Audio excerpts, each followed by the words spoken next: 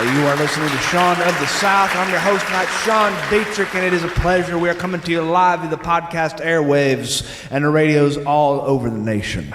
These fine young men you see on the stage here behind me, fixing to play for you, are the California Feet Warmers, everybody. The California Feet Warmers.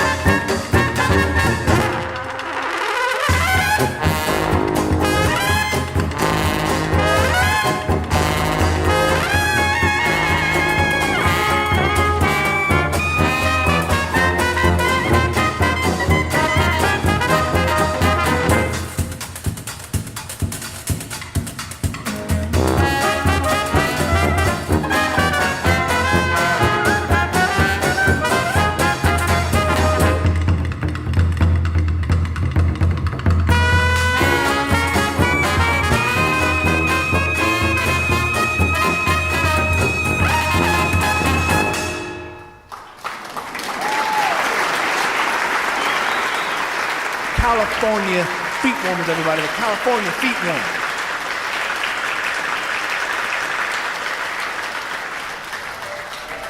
I'm going to read you a little bit of our mail tonight. A little bit of our mail sent in to us from people all over the nation who had nothing better to do than to write us, and we thank them for it.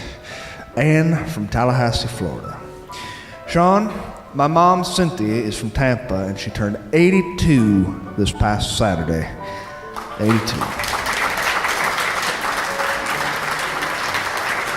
I've been blessed to be able to spend time these past few weeks traveling with her on a girls' trip. We've been to Georgia, North Carolina, Tennessee, and we were able to spend some time with her two younger sisters, one of whom will turn 79 on Tuesday.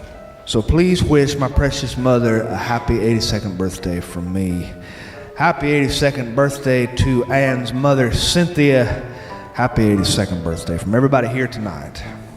Harriet Anders, Columbia, South Carolina. Sean, I had a friend whose greatest goal in life was to go to New Orleans, Louisiana, to go see what the city was all about. We went together on a road trip, and it was the best trip we've ever had. It was the first time she'd been away from her daughters. She has two daughters, both ages 8 and 4. And we enjoyed ourselves. Mama had a good time. We listened to your podcast on the way back to South Carolina to prepare us mentally for being back home, and to convince us that we needed to go back home with our families because we could have stayed gone forever. It was that much fun. Your friend, Harriet Anders. Karen Schofield, Findlay, Ohio. Sean, I wanted to share a story with you about my father. I was blessed with a dad who loved lavishly, a little short on the discipline side of life, which was left to my poor mother, but I learned so much from my dad. A valuable lesson was always learned. He was born in 1903 on a small farm in Kansas. He and his identical twin were numbers 10 and 11 and 12. His mother died after nursing the rest of his family through scarlet fever. Each of the 3 older daughters was assigned a baby or toddler to be their responsibility. Times were tough, but somehow they survived and even thrived. Somehow Dad learned to make the best of every situation. When I was 13 or 14, our family was given the opportunity to stay in someone's mountain cabin in Colorado. We started out in our car, but we'd only driven 55 miles when the car broke down just when we entered Buffalo, Oklahoma. My mama saw this as a crisis and was quite upset. My father, however, heard that there was a movie house a few blocks away. And that afternoon, there was a matinee, an Elvis Presley movie. And we walked back to see the movie, and then we went back to get the car. If we had not had car trouble, my father said, we would have never been able to see such a wonderful movie today. Ever since that day, I've made a conscious choice to try to respond to situations the positive way my father did. Thanks for letting me share a little bit of his story. Sean Phillips, Atlanta, Georgia. Sean, I know you're an Atlanta Braves fan, and I just wanted to say this is the greatest baseball season ever.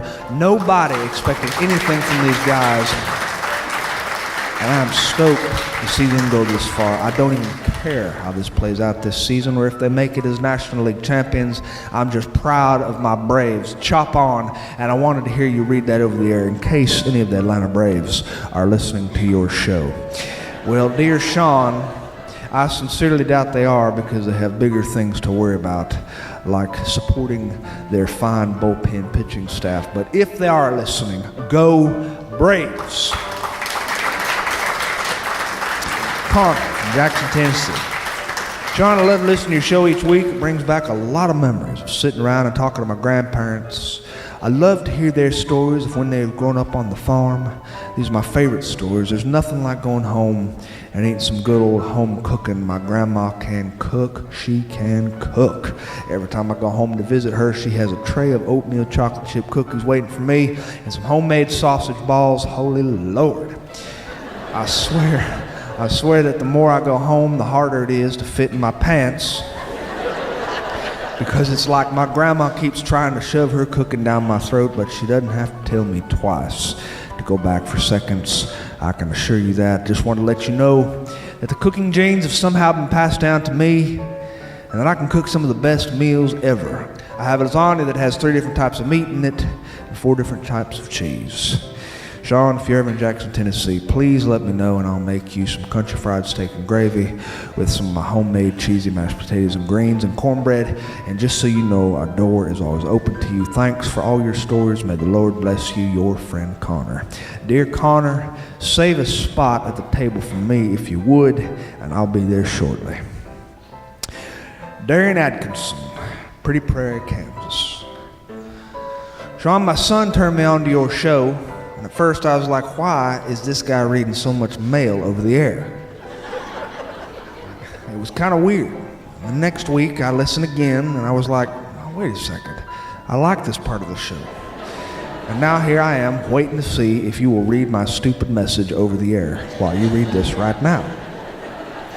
My son will be listening on the school bus on Monday, probably, because he likes this podcast, so tell him his dad, Darian, said, I love you, Jordan. Jordan, rewind that if you need to, son, because your daddy loves you. Leanne Underwood, Montgomery, Alabama.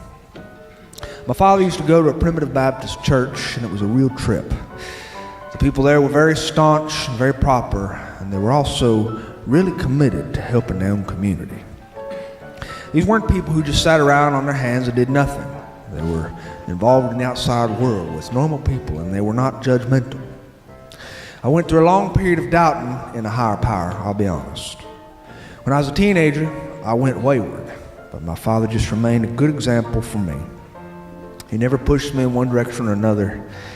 He never ever tried to shove anything down my throat. I'm an Episcopal now, and a lot of people in my father's church still call me when they need something, and I still help them, and they still help me with stuff like re-insulating my attic or replacing the deck outside my kitchen, free of charge, by the way, because they really believe in love. And even though I'm not part of their church, and even though I gave them a lot of grief growing up, I just wanted you to know that my father goes to a wonderful church, but really, he's part of a wonderful community of people. Arnold Davidson, Lee, Massachusetts. Sean, come up to Lee, Massachusetts sometime. We have some of the most beautiful scenery in the cutest town you'll ever see. I think you would like it, even though it is most definitely not the South. I have a friend who introduced me to your show, and I really like it.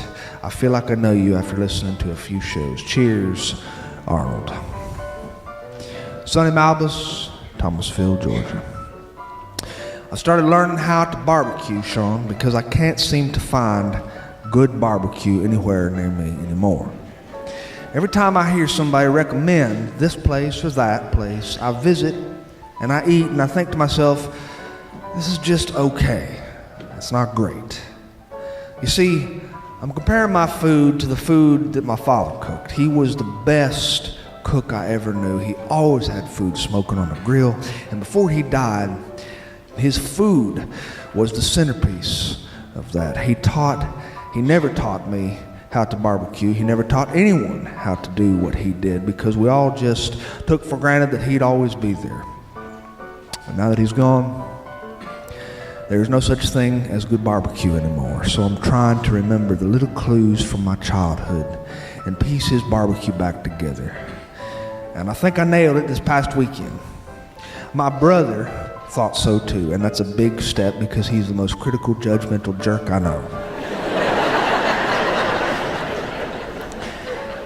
I believe that I am bringing my father back to life through food. It's the little things you miss about somebody, not just the big things, you know?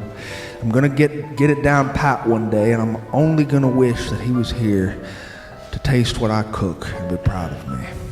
Anyway, I think he's guiding me in the right direction. Do you think that's possible? Dear Sonny, I offer this prayer to the heavens in your honor and for your benefit. May your barbecue not be dry. May it be smoked to perfection, and may the bark on your pork shoulder be dark. And may your sauce be forever sweet and tangy, forever and ever. Amen. And that's letters from our listeners. We're going to have another tune here. California Feet Warmers, everybody. The California Feet Warmers.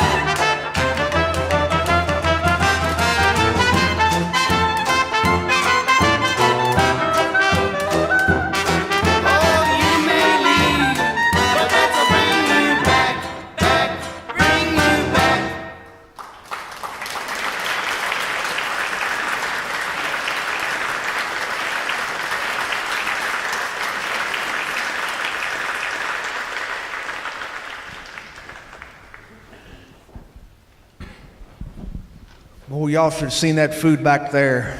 That food back there, there's a big room for the band, for me, and for my wife, and for the people who are helping putting this thing on, the sound guy, and the folks who are taking tickets at the door.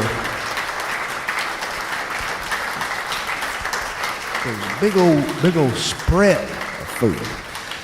Big old spread of food reaching from one end of the room to the other. It was magnificent. You see, I come from a long line of Southern Baptist people.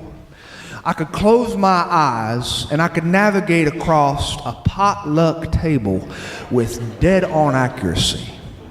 And this is because Southern Baptists all over the world seem to do things sort of the same way. I've been to churches everywhere from Shepherdstown to church in Mobile that had only 10 members, and I've been in a church in Franklin, Tennessee that had about 7,000,000 members who all cut their hair the same way and wore stretchy pants. And they sang songs that had the lyrics projected on a white screen behind the pulpit that was the size of a movie theater screen. Songs that my aunt would have called 7-11 songs because they had 7 words and 11 choruses. Some of the greatest hits of these tunes are songs like, "Oh Lord, oh Lord, oh Lord, oh Lord, oh Lord, oh Lord, oh Lord, oh Lord."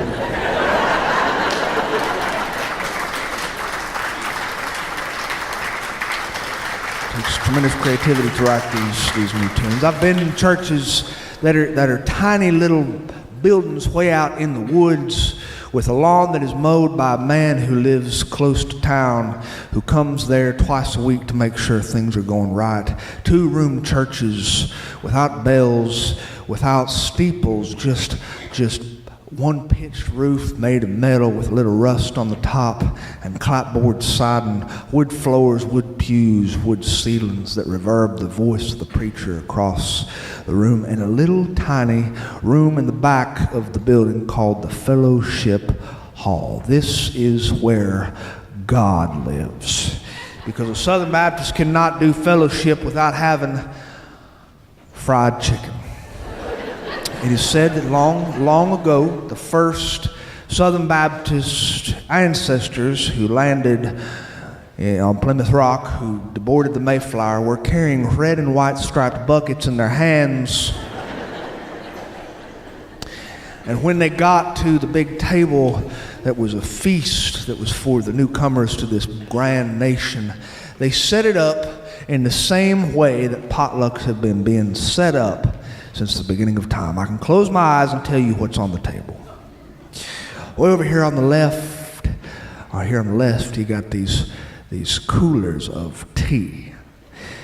Sweet tea. If you want unsweet tea, you're just going to have to go home and make it yourself, because no self-respecting Southern Baptist woman would leave her tea unsweetened.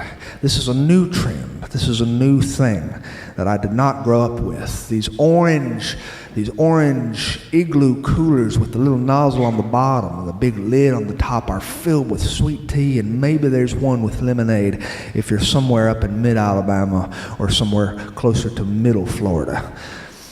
And if you keep moving along, you will see fried chicken, a holy sacrament among my people. Fried chicken is something that we take very holy among our congregations. And there are no two fried chickens that are alike. Sister Edna makes her fried chicken extra crispy, but Sister Lula May makes her fried chicken original recipe with a little bit of black pepper in the batter. One woman's fried chicken has very thick batter. The other is so thinly battered that you can peel it off.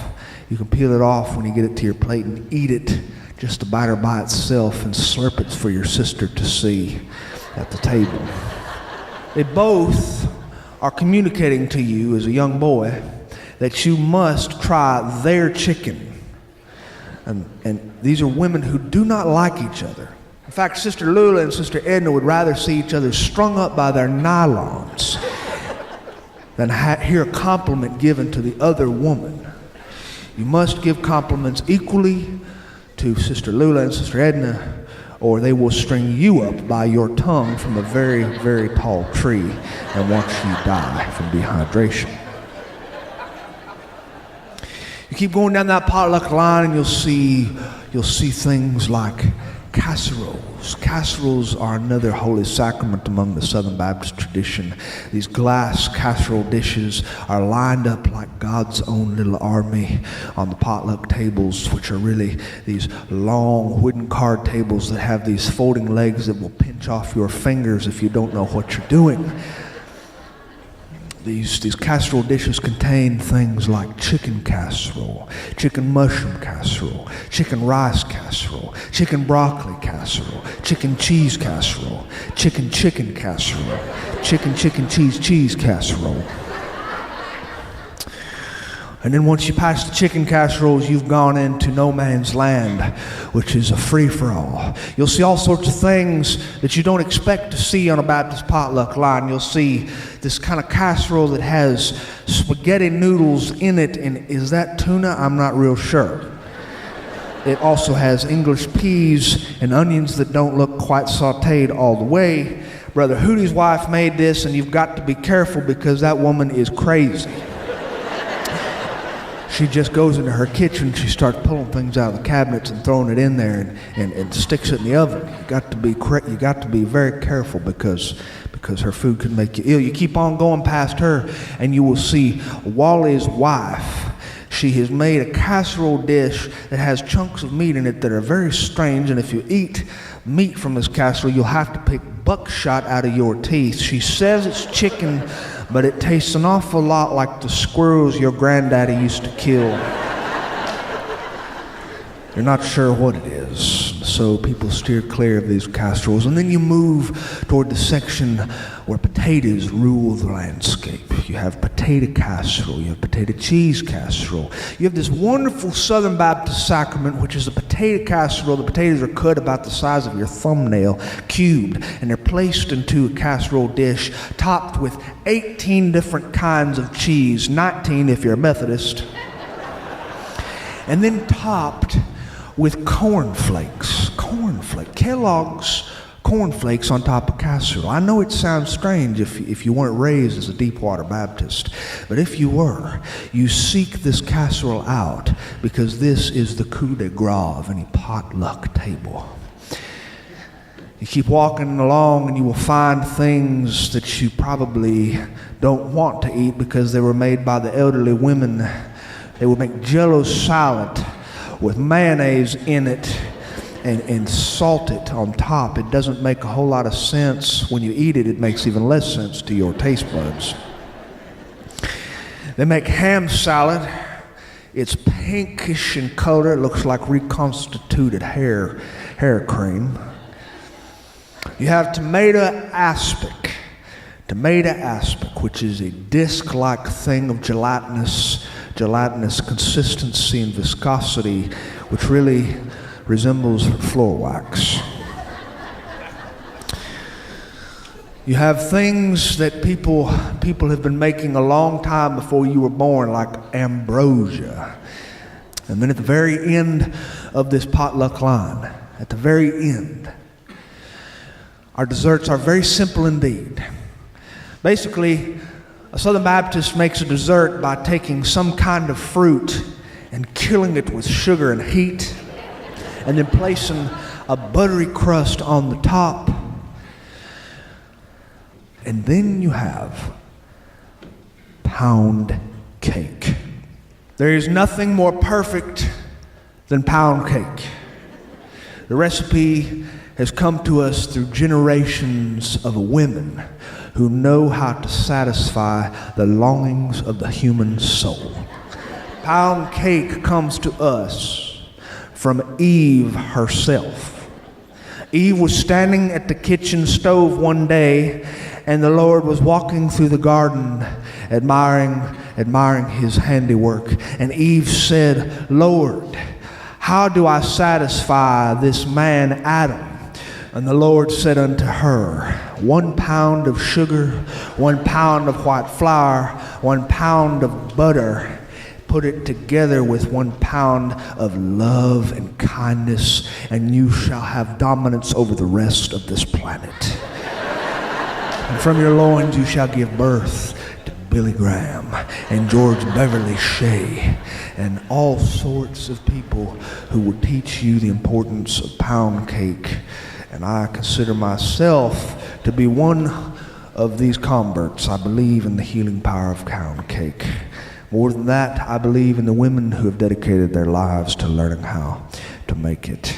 Every church I've ever been to, of every denomination, has one woman in their congregation who is referred to as the pound cake lady. The pound cake lady. In fact, I can look and see many of you here tonight looking at your neighbor.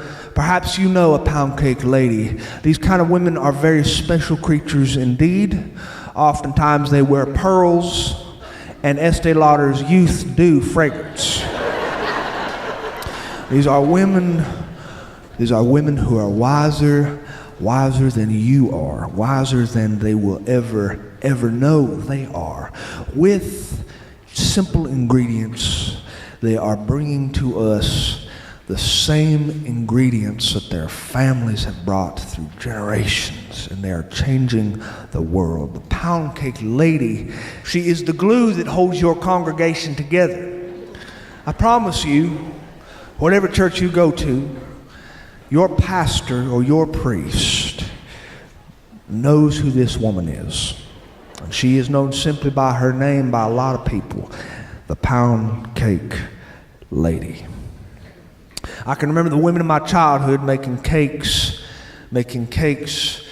like this, and they would set them up on the line, and there were several men in the congregation, deacons, who would skip the entire potluck altogether and move straight for the pound cake. And this is why they say you should never trust any deacon with a waistline that is any slimmer than 38.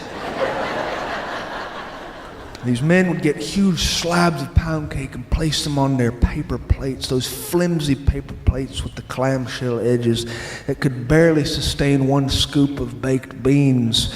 They would walk back to their table, and by the time they got to their table, the pound cake was gone. I knew one pound cake lady named Miss Carla.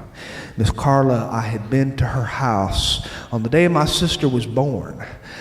Miss Carla was babysitting me, and I was in her kitchen. She had an apron on. It had frills on the bottom and frills on the chest. It was red and white polka dot. And she had something in the oven. I didn't even have to see her make it. I knew what was in that oven because I could smell that trademarked scent floating through her house. It was pound cake.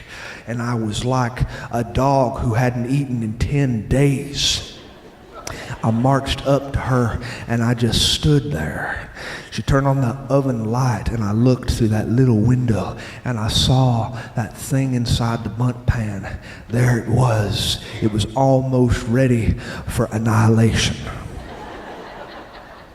Miss Carla was the pound cake lady. In her kitchen, in a framed piece of glass, there was an embroidered piece of material with cross-stitching letters that said, "Blessed is she who feeds.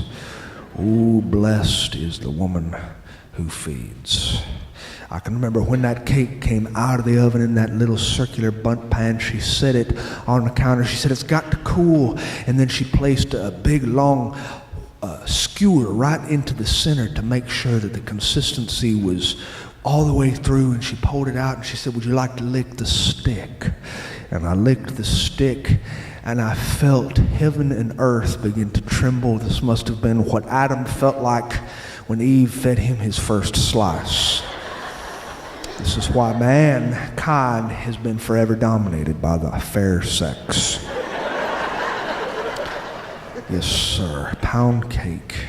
And I can remember getting the news not very long after. She had cut that piece of cake and placed it onto a small saucer-sized plate sitting on the table in front of me. I can remember a phone ringing in her kitchen, the kinds of phones with the long cord that hung down, and the kinds that you could walk into the next room, to the next county, and still have the same phone conversation. She pressed that phone up to her ear. She's still wearing her apron, and she said, "Oh, you're kidding. Really?" She said, "Oh, you're kidding. How much does she weigh?" "Oh, how lovely. How lovely. Okay, I will. I'll bring him right up there." She hung up that phone. She came to me and she undid the back straps of her apron and she pulled it over her head and she sat down across from me. She said, "Let's pray, shall we?" We folded our hands. I bowed my head. I could smell that pound cake. She said, "Dear Lord, bless us, O Lord, for these thy gifts which we're about to receive. And dear God, bless Sean's mother. She's just had a baby girl, 7 pounds, 3 ounces. Amen." I looked at that piece of cake. I said, "Is it true?" She said, "Oh, it's true. You have a sister, Sean. We're about to go see her. Finish your cake." And I took one bite of that cake, and I took another bite, and after about 7 bites, the thing was gone. She cleaned up my dishes, and we went straight to the hospital, waltzed up to that 3rd floor. My father was standing in the hallways. He was pacing back and forth. He was wearing blue scrubs with a blue cap over his head, a surgical cap, and he was walking back and forth.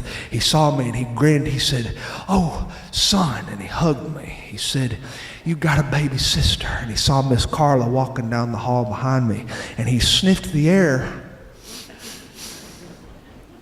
He said, "Is that pound cake?" And in her hand she carried a big plate wrapped with saran wrap plastic. We walked into that hospital room, and she was the first woman in that hospital room besides my mother, and she placed a pound cake right on the table next to the door. And I held my sister for the very first time. She looked like a white little frog. 7 pounds, 3 ounces. I held her against me.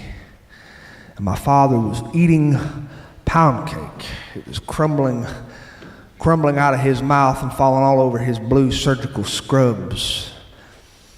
Those few days that my mother was in the hospital, she received 4 pound cakes. 4. The more pound cakes you receive, the more highly you're regarded in your church. 4 is pretty good. 7 would have been too good, and we would have questioned whether or not people were bribing her. But 4, that's a good even number. And I can remember when the people in our church celebrated my sister's entry into this world. It was a small party at somebody's house.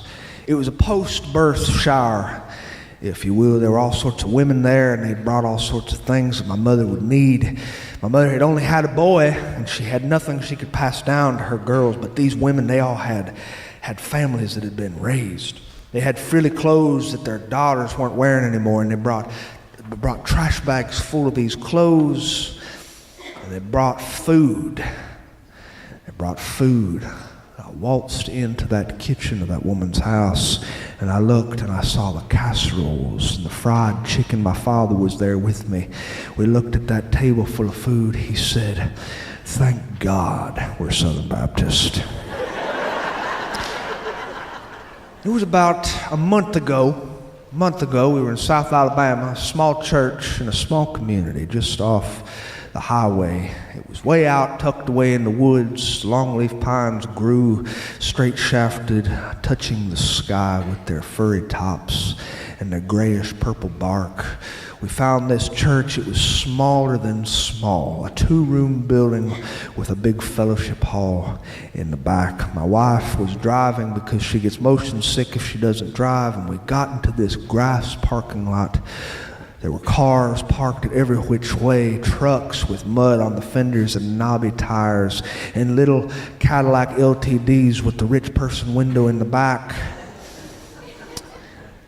These cars were big enough to hold a church service in. There were all sorts of cars, Nissans and Dodges and country people.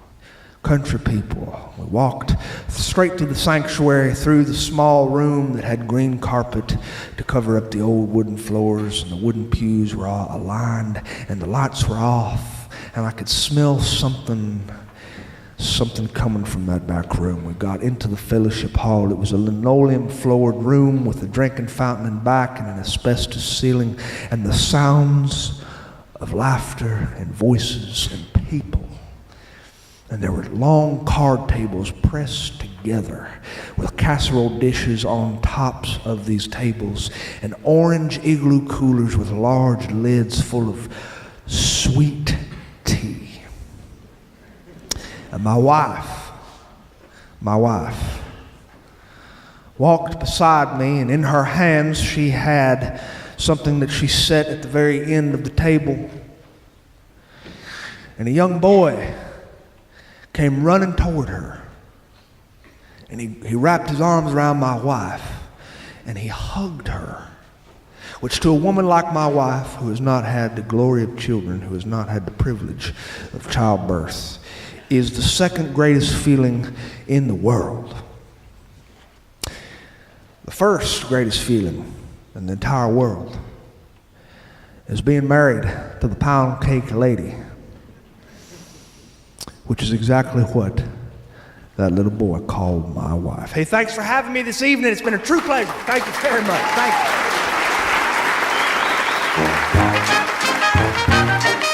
Hey, thanks for listening to Sean of the South. I've been your host today, Sean Dietrich, and it has been a bona fide pleasure, if I do say so myself. Hope you join us next week, and maybe even the week after that if you ain't got nothing going on. That music you heard behind me today was the California Feet Warmers, masters of ragtime, Dixieland blues, and early swing. These guys are renowned for an early depth of character that sets them apart from others who have followed that throwback path to New Orleans music circa 1920.